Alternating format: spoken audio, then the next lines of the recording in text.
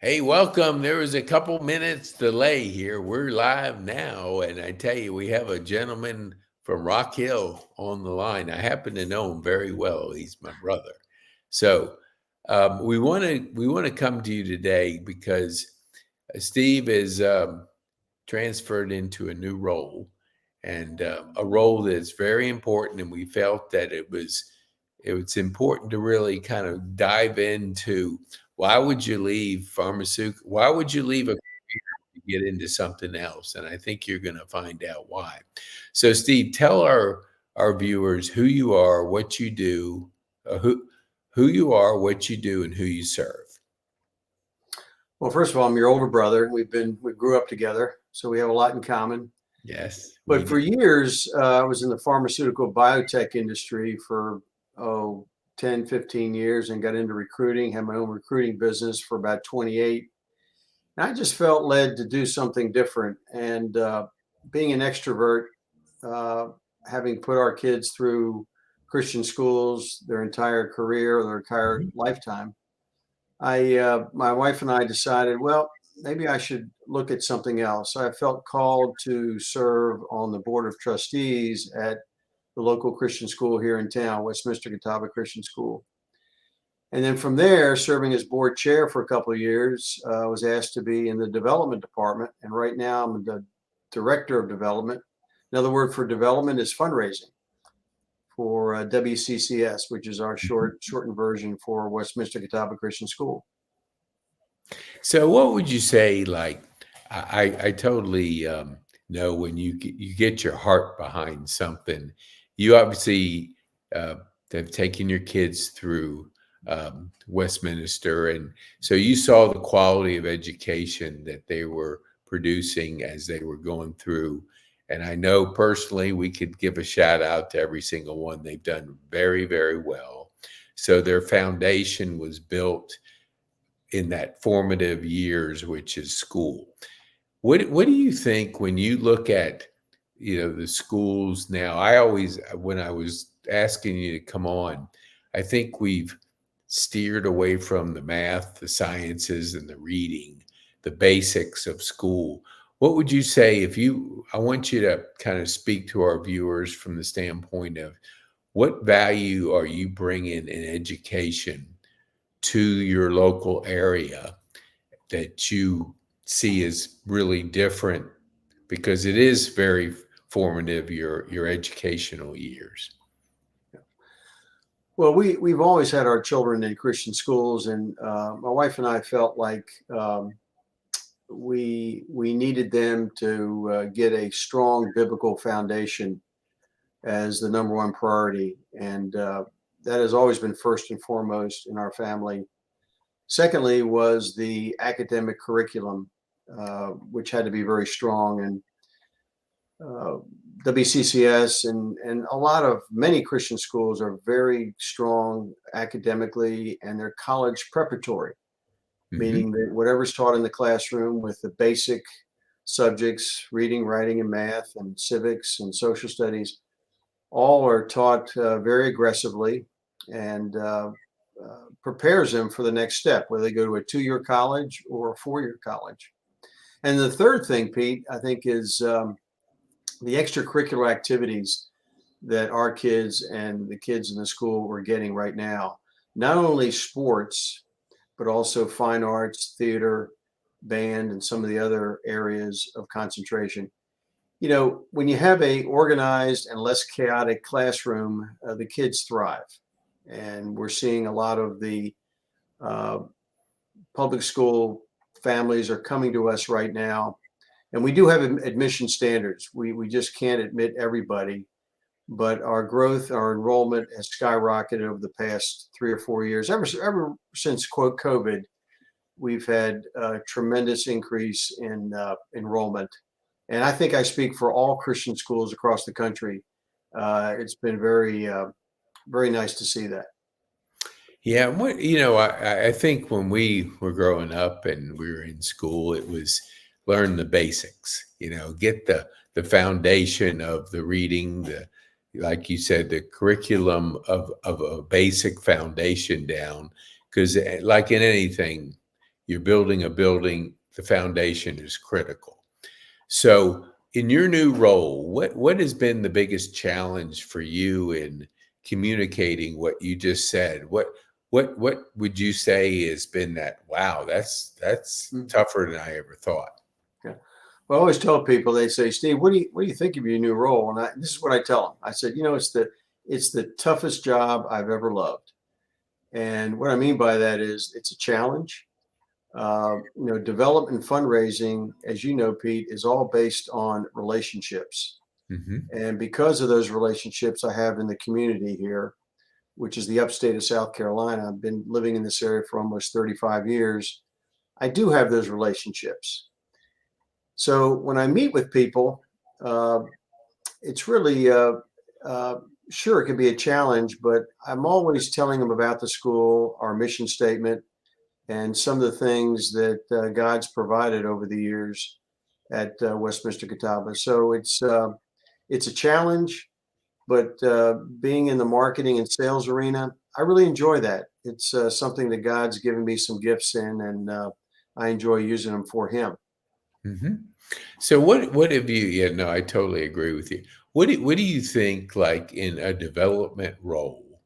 You have, and I'm just going to say, you have the cure to whatever is out there. So you have solved the problem is solvable, but how do you communicate that? Are you speaking to people on one-on-one? Tell our viewers, Hmm. like, how is that process going in that role of taking your knowledge of what you know has worked for your kids and transferring it to other families that don't know anything about the educational program at Westminster?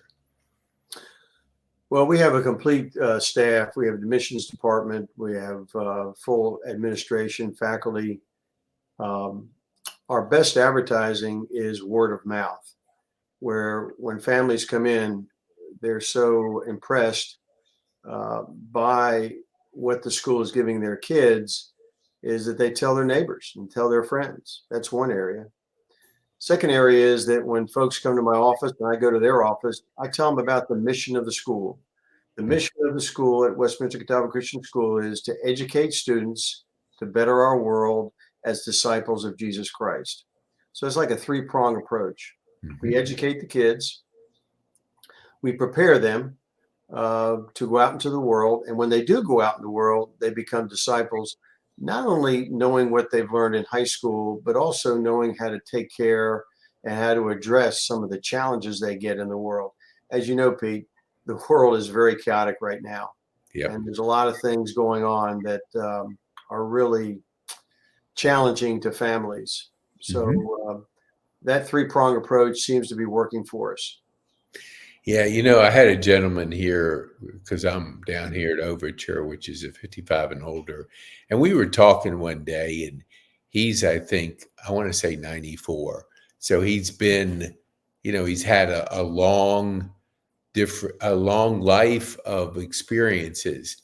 And so what impressed me, because he knew I was a golfer, and we talked about how when people get to a certain point, they say, I don't necessarily want to provide my kids with all this money, because money that's not earned is like winning the lotto. And now you have all this money and you have earned it. And we see the track record of people that have won the lottery. They all of a sudden stumble on all this wealth, and now they're trying to juggle the mental part of that. So here's my question is, and for our viewers too, he said that a lot of people want to give to causes that they can feel proud of, and feel like they've made a difference. And so we were talking about a garden that a lady gave at this facility. And it was a beautiful garden, and they donated the garden to her. And it was like she saw something that really meant something to her, which was a garden, and just the whole thought behind a garden. So I always like to challenge our viewers, is like, I think the worst thing you can do is give money to your kids without earning it. So, if you're out there and you believe in education, you believe in what uh, a school like Westminster Catawba is doing, then, and you have this money and you don't know like what to do with it, like what am I going to do? Am I going to just take it to my grave? Am I going to just give it away to you know the big organizations, which sometimes it gets lost in it? Or do I want to make an impact on private education that's shaping the minds of the future? So I guess I say that because I want to let people know that at there's a way that you can support them. Now, if you're in the Atlanta area and you're thinking, what the heck connection do I have with Rock Hill? Well, it's kids. Kids move from Rock Hill to Atlanta, and I'm trying to think, your third child, Stephen, lived in Atlanta for a while. So they end up going everywhere. Yeah. You are all over the place when it comes to your kids. And I want to ask you this question, because our viewers have to kind of see, if I put money in something, what can that be generational? Because it Mhm. really can be, because you give a solid educational foundation to a child, and it goes on for generations. So I want you, this is your time to shout out without giving the names. You don't have to give your kids names, but share with our viewers if you want to. I'm not saying you can't. Share with our viewers your kids, and I know them, obviously. They're my nephews and nieces. What a good education has done for their careers, which is absolutely off the chain. So you have the floor there, Dad or Yeah. development manager. Well, first of all, anytime you talk about, if you're at a soccer game or church or a football game, or any area where function where parents are involved, what's the number one thing they talk about first? Kids education. Their kids. Mhm. And when you talk about kids, if something's not going right with the children, then the hair on the back of your neck stands up. Yep. Well, when you talk about having discretionary income to invest in nonprofits, and there's a lot of nonprofits out there, Pete. You and I both know that. Yep. You want to know where your dollars are going towards. Well, I can tell you right now, the donations we get go directly to the student needs, classroom enhancements, facility upgrades, curriculum enhancement, all the things that involved educating children from the time they walk through the door to the time they leave.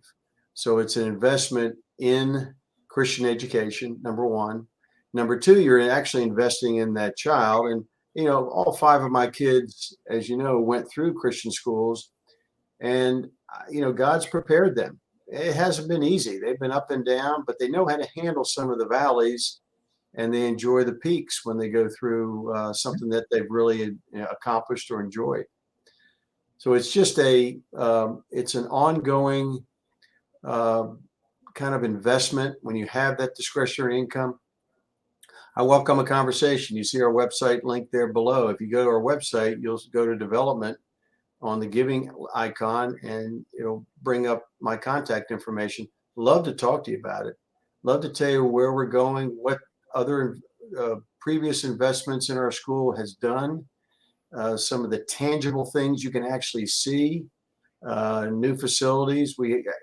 Curriculum is a big thing. We're preparing our kids for the next generation, the next chapter, which is graduation after high school.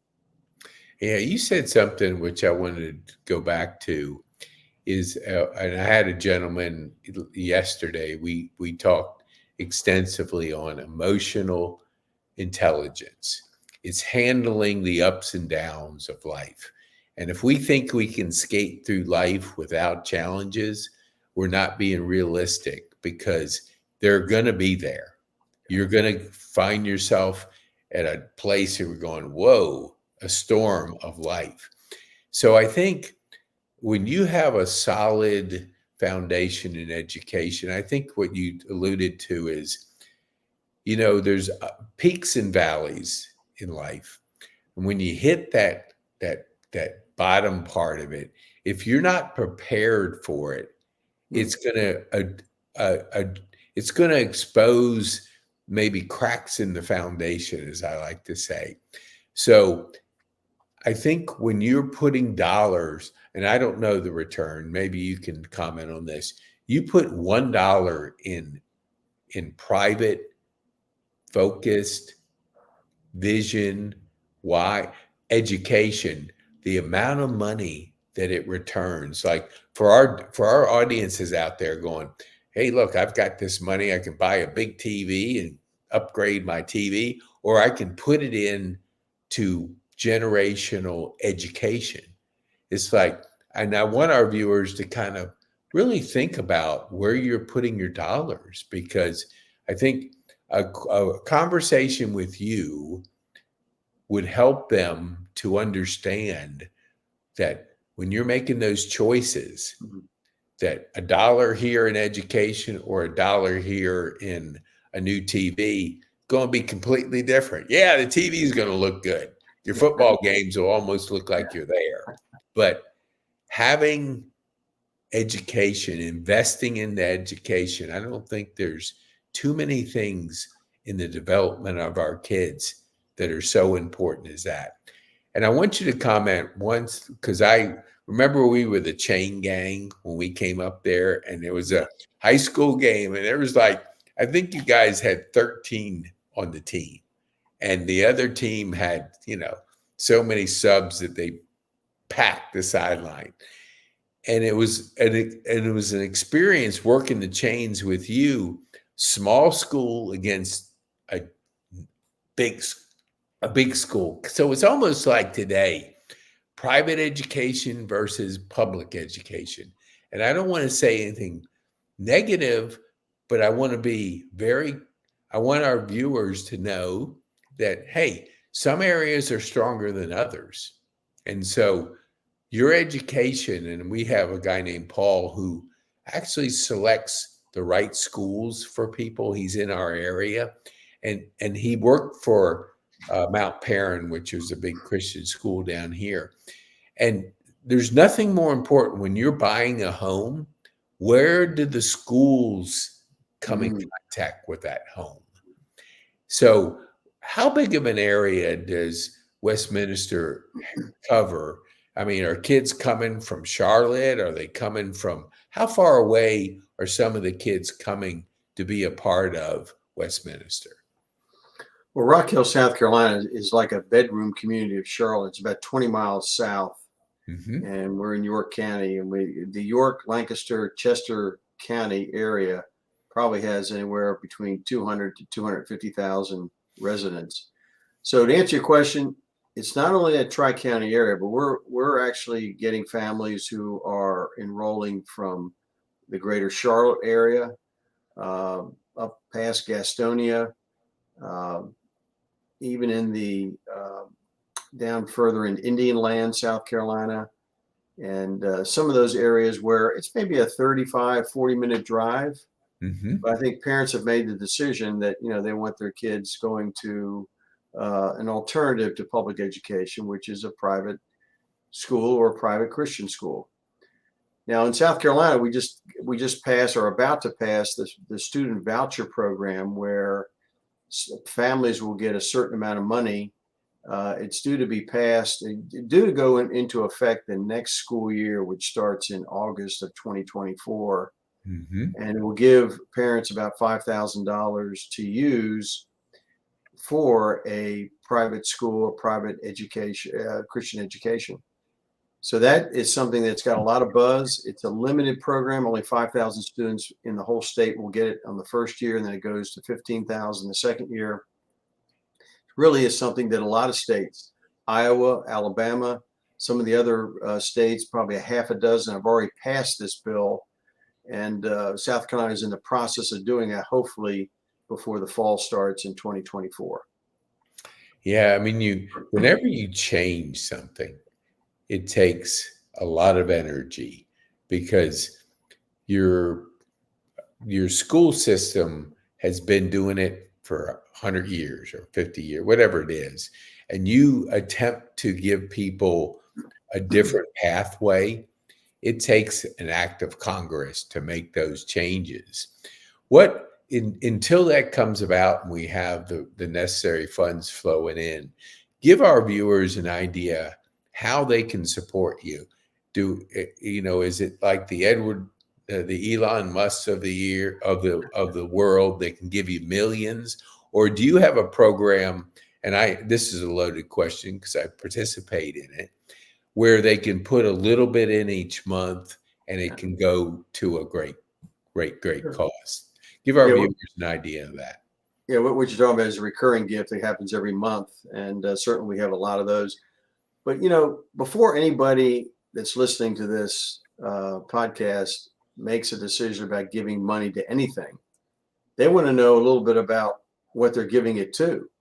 Mhm. And that's where I come in. I'd be more than happy to sit down, see what your goals are, tell you a little bit about what's going on here at the school. And it's really up to you whether or not you want to participate. We have many folks who will kind of kick the tires with the different nonprofits, but they need to know what the story is. They need to know, where are my dollars, discretionary dollars, what are they being used for? And I can tell them that. I'd be more than happy to go answer any questions, find out what their goals are. What do they want to accomplish by investing in private Christian education? And one more thing, Pete, you have the public school model and you have the private Christian school model of learning. It's really up to the parents. We offer an alternative. And I'm not saying public school education is bad or good. I'm just saying there is a choice, and you have a choice to sacrifice a little bit in terms of dollars running your family to invest it in your children, because in 20 or 30 years, what you invest in them in education when they're younger, they're Mhm. going to reap those benefits when they get older. There's no question. My kids are a prime example of that. They've had their ups and downs, but they have a solid foundation. Yeah, and having a solid foundation, there's no escaping storms in life, but storms always come to an end. And if you can, manage the storms and you get to the other side, the lessons that you learned and that foundation that was invested in you years ago, you go, man, that education I got back at Westminster, that was critical in helping me navigate through different challenges in life. And you mentioned telling people the story. I have an idea, and I'll just throw it out on the air. So you can comment on these streams. So if you have questions, not only during the live part, but if you're on LinkedIn and you're sitting around going, hey, I believe in private education, I believe in giving people the choice of where they can go, and you want to support this type of education, like you said, and it's an alternative, giving the parents the choice. Ask Steve questions. Post your questions up there, and then I'll because he's my older brother and I have influence over him, especially on the golf course. I can invite him back, and that way we can answer those questions and continue the dialogue of really where where do you put these support dollars, because the more support dollars that come in, the more resources that they're able to provide to the students of today. Because it's challenging, for sometimes parents to sacrifice, but it's worth it. But sometimes, if we have a donor base that has done well in their career and they're thinking, well, do I go on another vacation or do I put some money in education? And I think those are the choices that everybody makes, how they spend their money, what they do with it. So if you'll agree, and I'm putting you on the spot, of course, if you'll agree to come back on a kind of a semi-regular basis, we'll Sure. gather the questions that come up from previous episodes, and then you can answer them to more people that it can serve. And down here in Atlanta, we have so much money, we don't know what to do with it. So, no, I'm just joking, of course. But what I'm saying is, giving to good causes that touch your heart is what it's all about. And so, education is many, many paybacks, because you educate a child on the right fundamentals, it's a lifetime, generational lifetime of benefits that come from it. So, what would you, as we wind down, we know we're in the age of short, tight videos, short form video. So, tell our viewers how they can get a hold of you. If there's somebody in your area, what would be the best way to get a hold of you? Well, I would just go to the website, wccs.org, and my office number is on there. Just feel free to give me a call or shoot me an email.